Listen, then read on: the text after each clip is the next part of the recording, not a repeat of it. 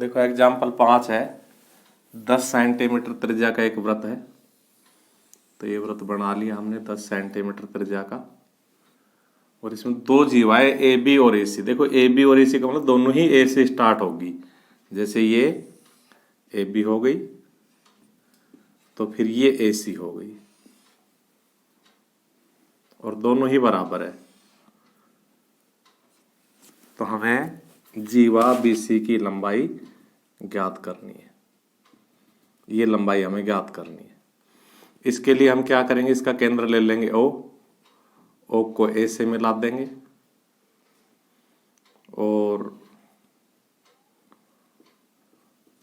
जब ओ को ए से मिलाएंगे तो ओ को बी से या सी से भी मिला देंगे। इस प्रकार से देखो ये 10 सेंटीमीटर हो गई, ये पूरी 10 सेंटीमीटर हो गई। इस बिंदु को हम एम ले लेते हैं। तो अगर ये x मान ली जाए तो ये 10 माइनस एक्स हो जाएगी, क्योंकि पूरी त्रिज्या है ना, ओ ए 10 है, तो ये पूरी त्रिज्या 10 है, जिसमें से ए एम को अगर हम x मान ले तो ओ एम कितनी हो जाएगी, 10 माइनस एक्स। हम ये जब दोनों जीवाएं समान होती है और उसको केंद्र से मिलाते हैं तो स्वतः ही लंब होता है। ये हमें प्रूव करने की जरूरत नहीं, क्योंकि न्यूमेरिकल क्वेश्चन है, इसमें सीधा मान लिया जाएगा कि लंब होता है। इस प्रकार से हम इस समकोण त्रिभुज में भी पाइथागोरस प्रमेय लगा देंगे, और इस समकोण त्रिभुज में भी पाइथागोरस प्रमेय लगा देंगे, और दोनों में पाइथागोरस प्रमेय लगा करके हम सीएम की गणना कर लेंगे, और सीएम का दुगुना करते ही सीपी आ जाएगी, अर्थात जीवा बीसी की लंबाई आ जाएगी। तो हम लिखते हैं चित्रानुसार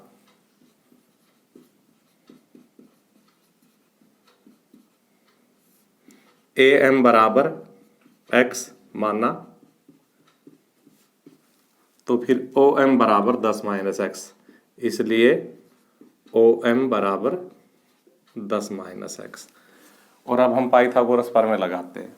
देखो ये कितनी है, 12 सेंटीमीटर है ना, और ये 10 है ही, तो कोई से भी त्रिभुज में लगा लेते हैं। पहले त्रिभुज सी ए एम में, समकोण त्रिभुज सी ए एम में क्या हो जाएगा, सी एम का स्क्वायर प्लस एक्स का स्क्वायर बराबर 12 का स्क्वायर।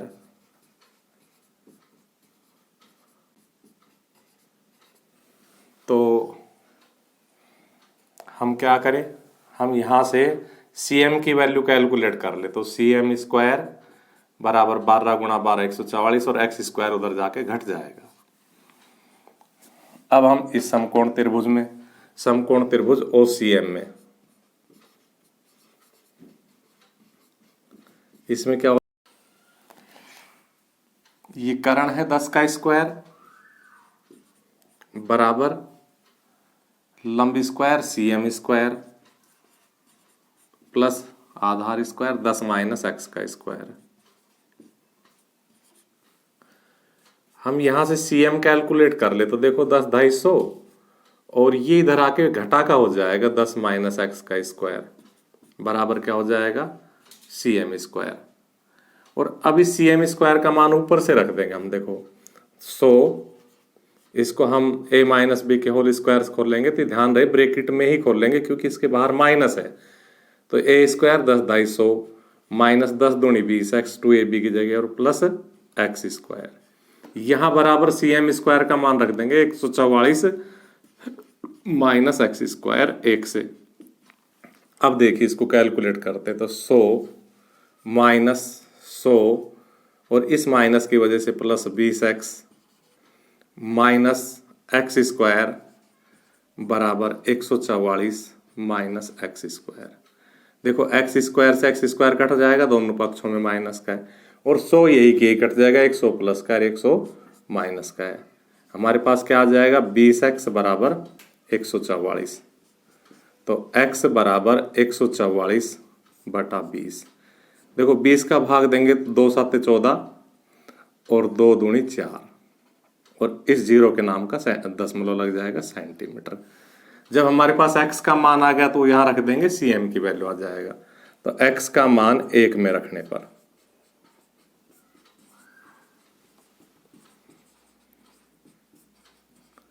तो देखिए cm स्क्वायर बराबर x की वैल्यू 144 माइनस x की वैल्यू अब रखेंगे 7.2 का स्क्वायर।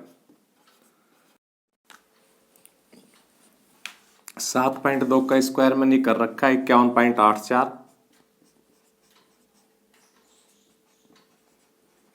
जब 144 में से 51.84 घटा देंगे तो 92.16 बचेगा।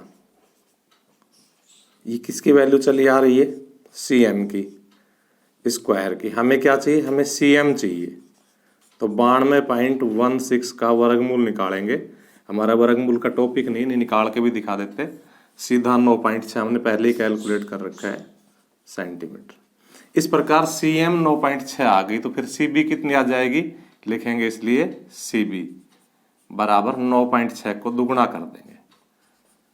अतः जीवा BC की लंबाई बराबर 2 6 12 2 9 18 और 1 19 सेंटीमीटर आंसर।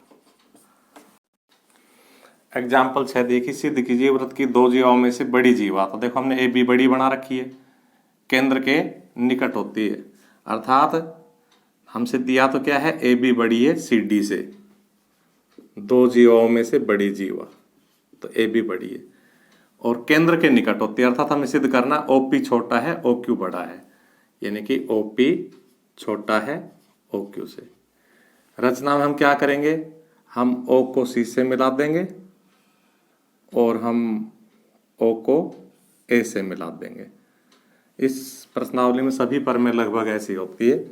O को A व C से मिलाया,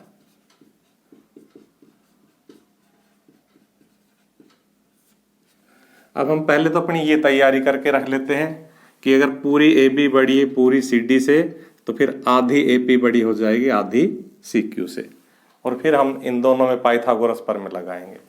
बहुत सीधा सवाल है। तो देखिए उत्पत्ति में हम लिखेंगे चूंकि AB बड़ी है CD से, इसलिए AB का आधा क्या हो जाएगा? AP बड़ा है CD का आधा क्या हो जाएगा? CQ से। ये हमारे काम आएगा ये रिलेशन। नंबर 2, अब हम पाइथागोरस पर में लगाते हैं। लिखेंगे समकोण त्रिभुज OAP में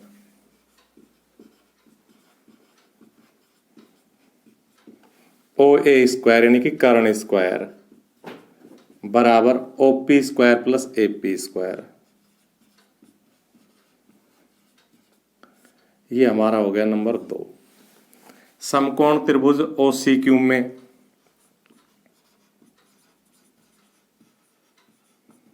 OC स्क्वायर बराबर हो जाएगा OQ square plus CQ square.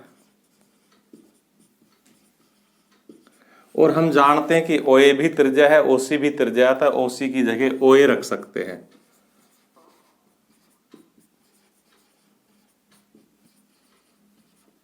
चूंकि OA बराबर OC, और इस प्रकार हम देखते हैं कि 2 का भी लेफ्ट पक्ष बाया पक्ष OA स्क्वायर है, 3 का भी बाया पक्ष OA स्क्वायर है, तो इनके राइट पक्ष बराबर हो जाएंगे। तो क्या लिखेंगे? 2 व 3 से